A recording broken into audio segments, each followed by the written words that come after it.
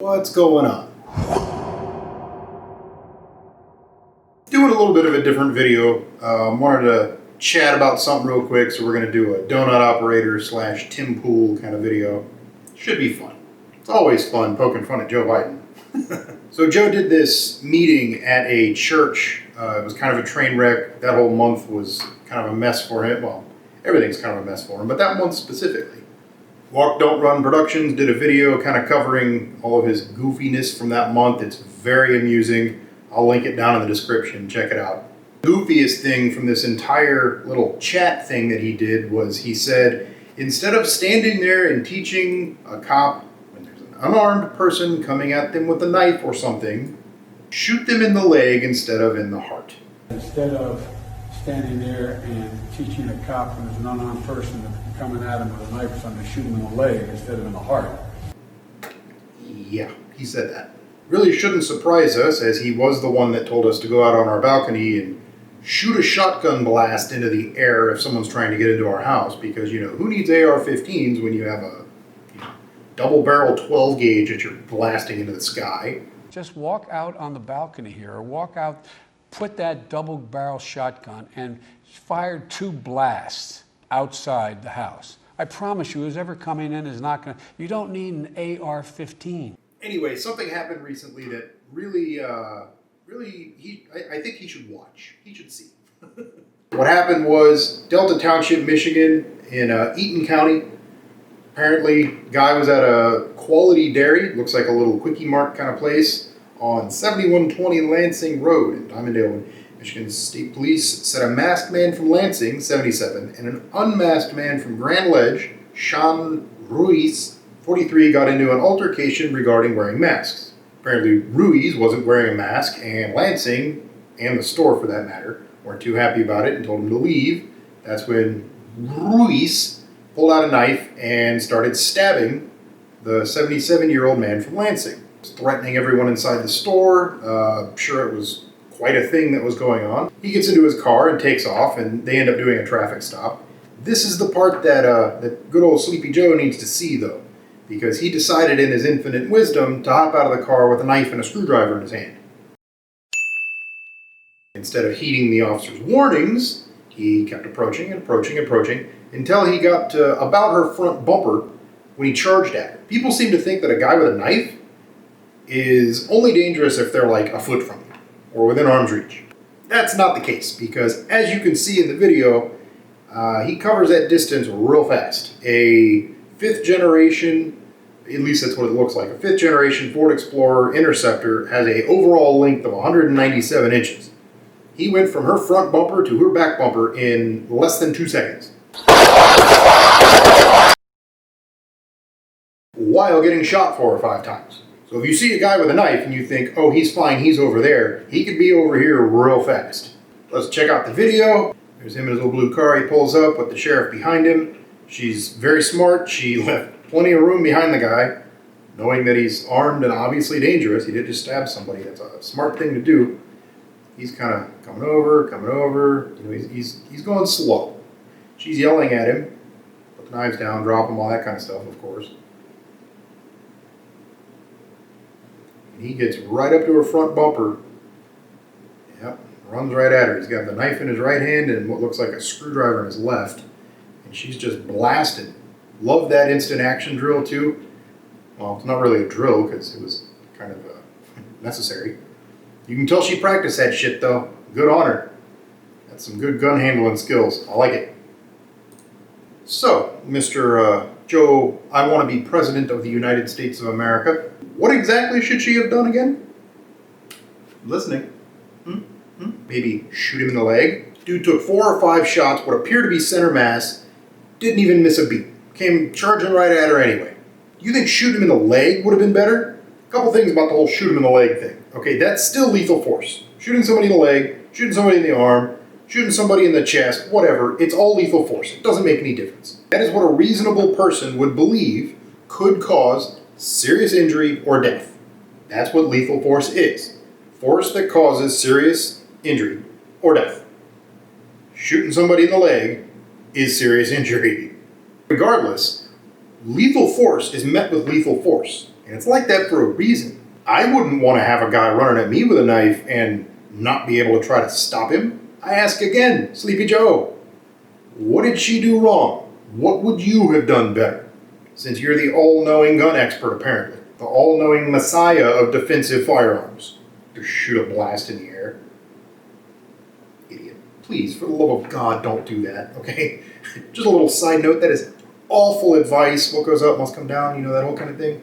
Even if you live out of ways or whatever, like he says, firing a gun, at least here in Arizona, even if it's like completely unintentional, like a negligent discharge kind of thing, it's still a felony. So yeah, don't do that. I made a video, I'll link it over here. I made a video because a bunch of guys were shooting over here on the mountain, using the damn mountain like it's a freaking shooting range. And I was like, get the hell out of here. There's houses right here. And the sheriff that eventually showed up told me that, oh yeah, by the way, discharging a firearm within a quarter mile of an occupied dwelling is a felony. So whether you do it on purpose or you do it on accident, shooting a gun in town is a felony. Don't listen to Joe, please, ever about anything. Jeez. The other thing that I kind of wanted to point out about this that I found kind of interesting is that whole caliber debate. People always talk about stopping power. When talking about common handgun rounds, be it 9mm, 40 Smith & Wesson, this was more than likely one of those, probably 40 because cops are kind of tending to go that direction. I see that more and more often these days. A little more barrier blind, can go through glass a little better than 9mm, that kind of thing. So cops kind of need that sort of thing. But 9mm, 40, 45, these are common handgun rounds, just like 380. Don't use 380. Common handgun rounds like these are not very likely to instantly incapacitate a attacker, to stop somebody. Single shot, one and done, not very likely with a handgun. More likely with a rifle, because they're more powerful, often lighter than some handgun rounds. Like, I use 124 grain HSTs in my 9mm. That's my everyday carry gun. Typical rifle, like a AR-15, shoots usually 50 to 70 grain rounds. But they're going way faster. They are trucking. So, you know, you get a little bit of a trade-off there. Rifles overall are more powerful, handguns are not. You're going to have better luck with that one shot and incapacitation, having trouble with that damn word, with a rifle than a handgun, and even more success with a shotgun, because shotguns will fuck some shit up. Just flat out, if you hit somebody with a shotgun, they're probably going to stop doing whatever they're doing, including breathing. So this could be another example of caliber doesn't matter. Capacity should matter. That's why 9mm, for civilians at least, is such a nice happy medium, because it's powerful enough to get decent penetration, as, you know, really only three things matter with a defensive handgun round, and that's shot placement, penetration, and shot placement. The round has to be able to reach deep enough in to go through arms if they're holding a gun out at you, any clothing, you know, if they're fat, like this guy was. They have to be able to go deep enough into the body to hit something vital to make them stop doing what they're doing. 9mm is good. 380, which is a 9mm short, is not. That's why I say don't use 380. But a good 9mm round has plenty of oomph to reach deep enough. If you use a good quality defensive ammo like Federal HST, which is my defensive ammo of choice, HST all the things, then you're also going to get that good expansion pretty reliably. It's going to turn that 9mm into like an 18mm, maybe a 16, 14, something. It's, you know, it grows, and that's what you want. That's good. 40 is a little bit bigger. Obviously, instead of 9mm, it's kind of closer to 10. A tiny bit bigger, but it's a little bit hotter. That's why I tend to recommend 9mm to people over 40, because 40 is kind of a snappy round.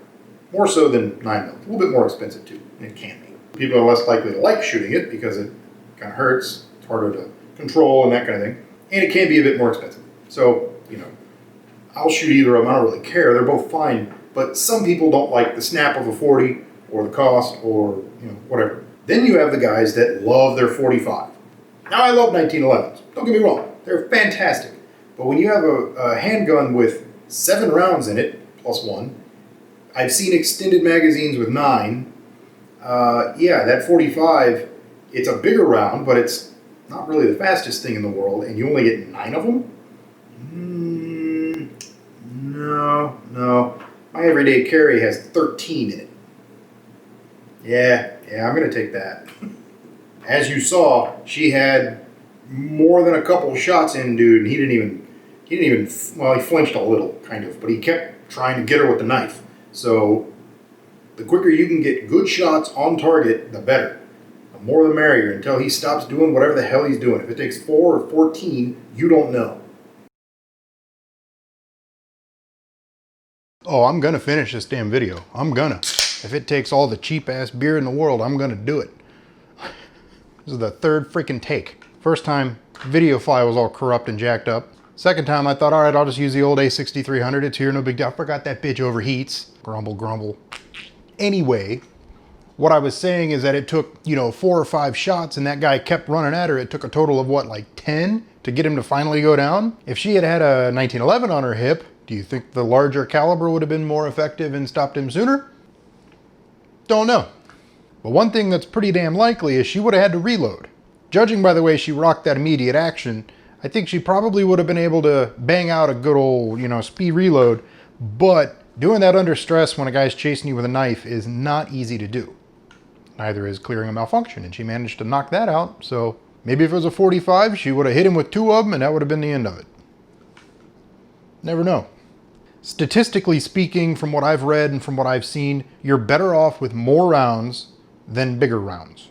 FBI studies, all different kinds of training manuals and ballistic tests and all that kind of shit. I've even looked up like autopsy reports and read doctor reports and all kinds of crazy weird shit. Yeah, I'm a little morbid, kind of, sort of, maybe. But I'm really interested in defensive firearms use. And to see this, especially after that idiot Biden said that shit, it really kind of drove the point home. Not only is he an idiot, handgun rounds are not really the best thing ever if you're trying to stop an attacker, which we all kind of knew already anyway.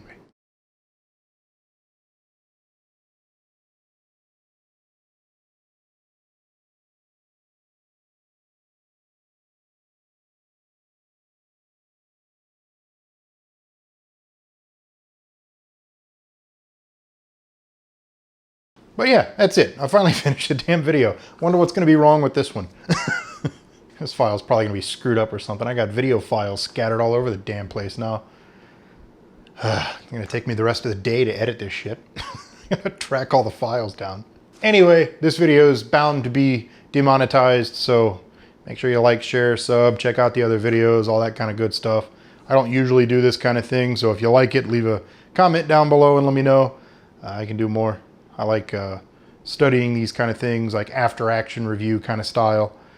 Tim Pool does the news side of thing. Donut Operator does the law enforcement kind of thing. Active Self-Protection, who's actually here in Phoenix. He does defense and counter reviews and stuff as well. These are all people that I watch very, very regularly, so kind of dabbling in what they do is fun, and if people want to see it, then I'll do it. So yeah, leave a comment down below. Let me know. For now, later.